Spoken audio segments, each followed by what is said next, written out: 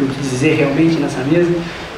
Então, bom, enfim, vou começar com o pessoal do Lembrar é Reexistir, a Vera Schroeder e o Felipe Lin. Vocês podem organizar a apresentação de vocês vão entender. Eu acho que a gente vai precisar de alguém ali para passar umas fotos, né?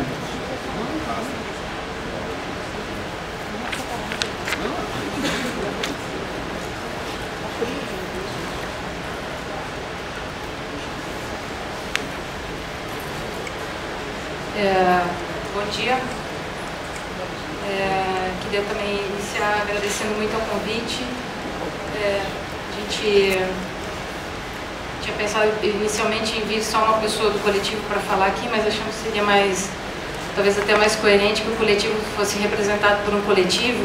Então, Felipe e eu estamos aqui para falar um pouquinho sobre as nossas possíveis contribuições para esse momento, né, tão importante. E eu vou trazer aqui inicialmente, explicar o que é esse coletivo, e depois o Felipe vai abordar com um pouquinho mais de detalhes algumas intervenções e reflexões que a gente tem feito através de uma cartografia carioca sobre os assassinatos e torturas que foram cometidos aqui nessa cidade. Bom, eu acho que, assim, enquanto as experiências e experimentações relativas a esse tema, que une verdade, memória e justiça, ou a gente poderia também colocar de outro modo, temas que articulam verdade e coragem, eu gostaria de traçar aqui uma pequena, então, biografia deste coletivo. O assim chamado coletivo Lembrar é Reexistir na verdade, o nome dado a uma entre várias intervenções realizadas pelo NEXA, que é o Núcleo de Experimentações Anárquicas. Trata-se, portanto, de um coletivo inspirado no pensamento libertário que busca criar e recriar ativismos e artivismos. Este coletivo surgiu de um grupo de estudos e, como nós não compartilhamos da ideia de que fosse possível a existência de uma teoria distante de uma prática, realizando sempre leituras, discussões, publicações de artigos e ações nas ruas do Rio de Janeiro. Este grupo está também associado ao Instituto de Estudos de Soma, que foi criado pelo terapeuta e escritor Roberto Freire, que durante muitos anos militou na AP, foi preso e torturado. Faleceu em 2008 sem nunca ter recebido qualquer tipo de auxílio financeiro por parte do Estado. Dentre tantos escritos deixados pelo Roberto, eu sempre gosto de lembrar de uma de suas frases que dizia o seguinte: nada é mais contagiante do que o gosto pela liberdade, que eu acho que também bem condizente com esse momento que a gente está vivendo. Lembrar é Reexistir foi o nome que demos a uma dessas experimentações.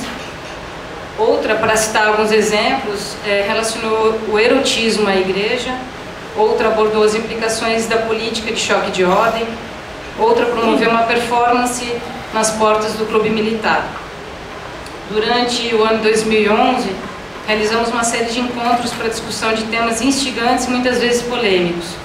Os encontros, que foram realizados no Centro Cultural Laurinda Santos Lobo, em Santa Teresa, chamavam-se Verdades e Existências, e trouxeram à tona discussões como o papel da psicologia, o exame criminológico, o abolicionismo penal, a cartografia.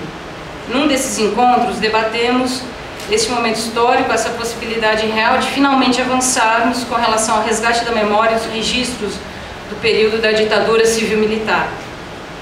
E foi a partir desses debates que surgiu, então, a ideia de promovermos um desdobramento prático, né, dando continuidade às discussões a partir da confecção de uma cartografia carioca dos assassinatos e das torturas promovidas pelos agentes da ditadura. Com relação ao tema e ao termo verdade, eu gostaria de retomar uma passagem da aula inaugural de Michel Foucault, em 1970, no Colégio de França, que em certo momento deixou ecoar uma pergunta relativa a essa busca incessante por verdades e aos inevitáveis jogos de limitação e exclusão pelos quais passamos e, em certa medida, participamos. Dentre tantas pistas deixadas por Foucault, pensamos que uma delas é fundamental, justamente porque atravessa nossos corpos e imprime coragem. Falo aqui dos instantes em que conseguimos restituir ao discurso sua potência quando retomamos seu caráter de acontecimento. essas intervenções tentam, buscam fazer essa aproximação.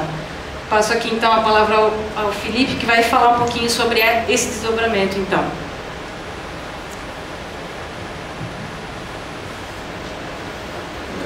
Bom dia, né? Então, dando prosseguimento aqui à fala da Vera, que recuperou um pouco, né, essa trajetória, a discussão e de que forma que essa ideia da intervenção, né, ela surge não de um fato, de uma coisa qualquer, mas fruto de uma discussão e o amadurecimento do grupo em relação à questão da memória, da verdade e da justiça. Então, assim, a ideia da intervenção cartográfica que se manifestou na forma das placas, né,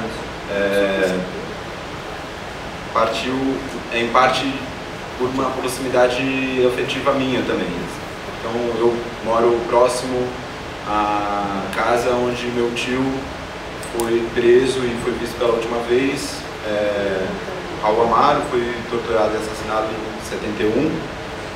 E toda vez que eu passava em frente à casa, meu pai relembrava a história e o dia, como que foi, quem que estava, quem que não estava, e os detalhes daquele momento que marcou profundamente a história da vida dele, marca também a história da minha vida, enfim. É um lugar que tinha um significado muito forte para ele e para mim, né, um reflexo disso. E, enfim, depois de toda essa discussão que a Vera retomou, também uma viagem que eu fiz para a Argentina e também lá em Buenos Aires,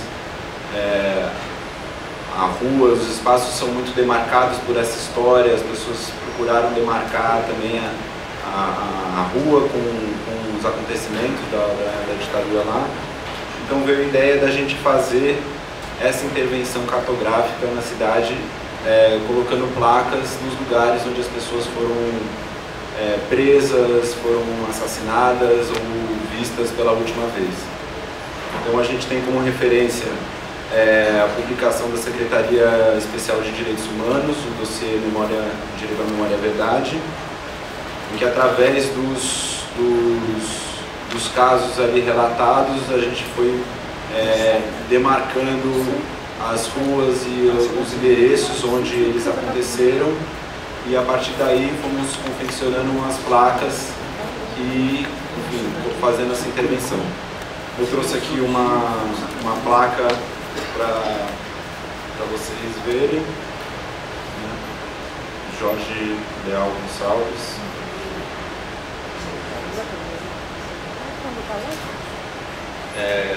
A gente trouxe umas fotos também das placas que a gente já colocou. Essa é uma foto da intervenção que a gente fez no Clube Militar. Foi quando eles fizeram a comemoração do aniversário de 45 anos. Né? Pode passar. Então aí começam as placas, essa é a placa do Raul. Pode passar. O Stuart.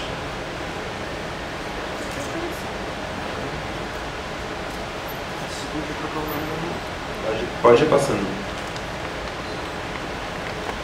E assim, interessante dessa experiência que a gente também pôde recuperar um pouco cada história, né? Passar pela história de cada um dessas pessoas, desses acontecimentos, e que foi de fato uma experiência de reviver de alguma forma, né, esses acontecimentos, né? Enfim, acho que pra gente também foi uma grande descoberta cada placa que a gente colocava, retomar qual foi a trajetória, quem eram as pessoas envolvidas e, enfim, recuperar um pouco o que era aquele momento, né? E já sobre a questão da cartografia, né, e do significado que isso tem, enfim, eu acho que a intervenção ela se coloca a partir da ideia de que da cidade como um território de disputas políticas e simbólicas, né? Então, a partir do momento que há essa recuperação da memória e se enxerga a cidade como um espaço onde politicamente, né, essa história vai ser contada. Então, eu acho que esse momento da Comissão da Verdade, ela representa muito esse espaço de disputa, né? Enfim, eu acho que essa é uma questão que não diz respeito só à questão da Comissão da Verdade, né?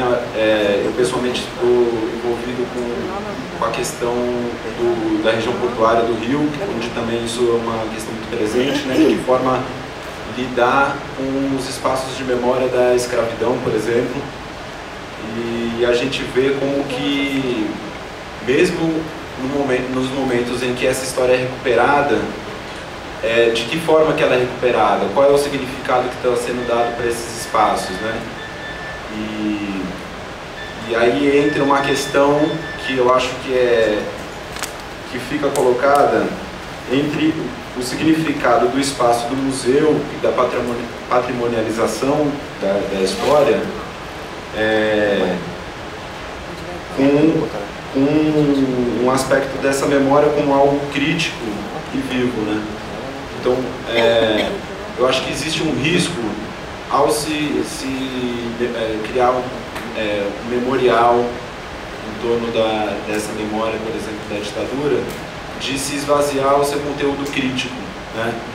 Cristalizando uma memória no passado como algo que já fez parte da história, que não faz mais, né? Algo que vai ser visitado de forma passiva e, enfim, ainda mais no contexto da cidade do Rio hoje, com esses grandes eventos e o contexto em que os museus estão sendo colocados hoje, né?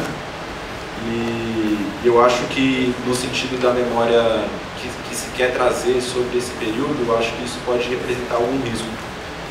E nesse sentido, a proposta da cartografia através das placas, ela se coloca de uma forma crítica e viva em relação a isso, porque não é algo poder instituído, apesar de que seja necessária essa disputa por, né, tornar essa memória algo institucional também, mas eu acho que é importante também a participação das pessoas, da sociedade civil na construção dessa memória, né, e de uma memória de uma forma crítica, né?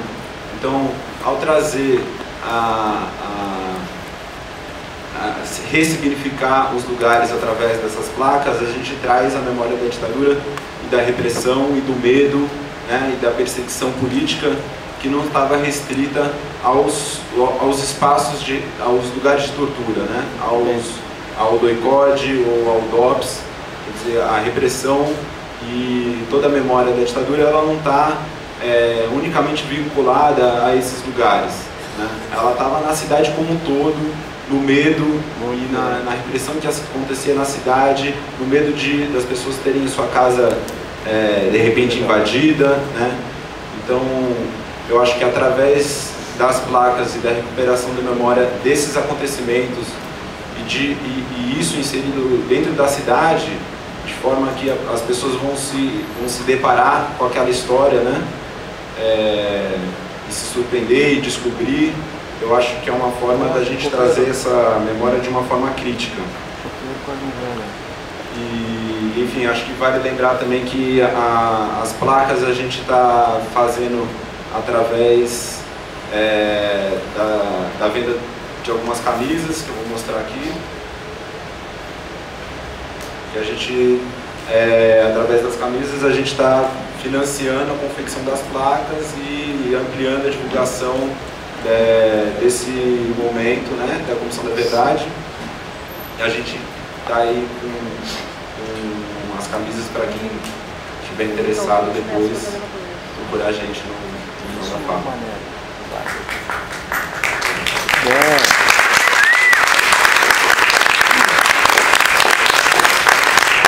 Obrigado, Vera. Obrigado, Felipe.